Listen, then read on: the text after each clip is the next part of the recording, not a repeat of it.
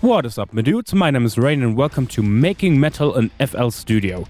In this series we're going to cover your setup, plugins and the gear you need. We're going to talk about arrangement, riffs and just in general how to write a song. How to get a good guitar tone, mix drums and vocals, and at the end of this you should be able to complete your first few songs that can go anywhere between power metal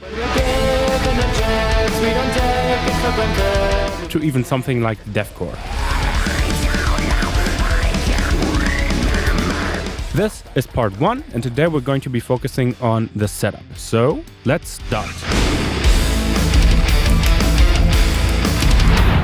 First, let's talk about all the things that you'll need.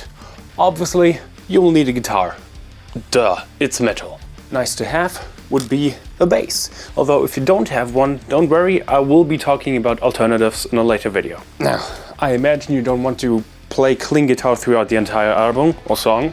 So if you want a nice tone, you might want one of these, an amp, or alternatively you can plug your guitar into an audio interface and use an amp simulator, but we'll get to that once we get into guitar tones. But for now, let's just keep that in mind, an amplifier or an audio interface. And then at last, we would have le microphone. If you want your first song or album to be instrumental, that's totally fine with me.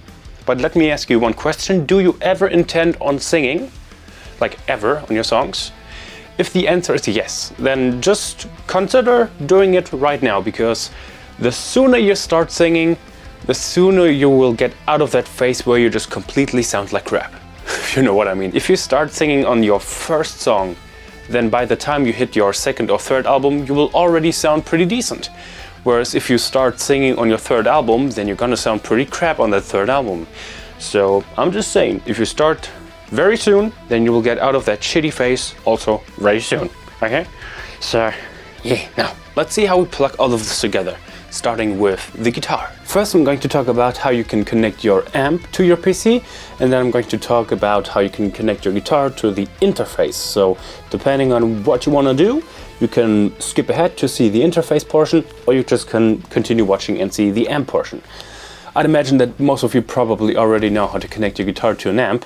You just plug one end into the guitar and one end into the amp. In my case, I'm going to use this wireless transmitter because I hate cables.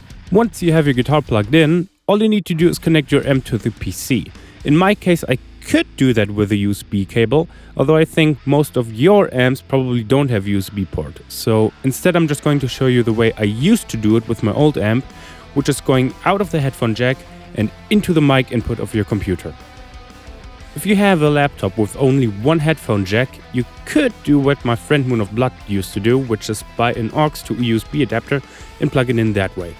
But either way, once you're plugged in, go to your audio settings, go to recording and find the input where your guitar signal is coming from. If you turn on your amp and play a little, you should be able to see the level going up and down on at least one of your inputs. That should be your guitar. And if you want to, you can rename it so it's less confusing. But now let's get to the interface. Plug one end of the cable or transmitter in the guitar and the other in your interface. Once plugged in, make sure that the pad is turned off, crank the gain up a little and play something on your guitar. Some strumming, palm muting, whatever. If you see the clipping LED light up, turn the gain down a little bit and play again. And now you just repeat that until the clipping LED doesn't light up anymore, no matter how aggressive you play the guitar. And that should be the perfect level. Now, when it comes to microphones, I could probably make an entire video just focusing on them. But for the sake of this video, I'm just going to talk about USB microphones and XLR microphones. USB microphones like the Blue Yeti or Razer microphones are pretty much just plug and play. You plug them in, make sure you have a little bit of input, and you're pretty much good to go. But when it comes to microphones that use XLR, well, they're a little bit different. You can plug them into your PC if you have an adapter, but they need a lot of gain, and some, like this one, need phantom power. So if you were to plug them into your PC, they would, one, be very noisy and quiet, and they would probably sound like shit. So I would recommend just investing some money into an interface. It doesn't even have to be an expensive one. You can go for something like the Scarlett Solo or some of the Behringer interfaces. They're pretty cheap, and an interface is an investment that you just won't regret. They just make a lot of things easy and they will last you for years. But now, once you have your mic plugged in, you want to make sure that the gain is right. But that can be a little bit tricky because the voice is a very dynamic instrument. You can be very quiet and whispery, but you can also get very loud, and especially in metal, you can scream. So finding good gain is going to be very hard. One tip that I can give you is just avoid clipping at all costs, because clipping sounds like ass, basically. So just avoid that. But now that everything is plugged in and hopefully working, we can go over to the computer and take a look at FLStudio. Alright, there we are, and now we just need to get our signals into FLStudio itself. I hope that you guys with an interface have already installed all the drivers that you need. Just Google it or look it up on YouTube and I'm sure you'll find a tutorial somewhere. But now, let's go to Options and Audio Settings. And I'm pretty sure that when you first open up FLStudio, it should use FLStudio Audio, so let's go with that. If you don't know what the sample rate is, I would just keep that at 48,000. Unless you have like a really bad PC or slow laptop. In that case, I would use 44.1 kHz. It's just going to be easier for your CPU to handle. But in the case of this tutorial, I'm just going to keep 48,000.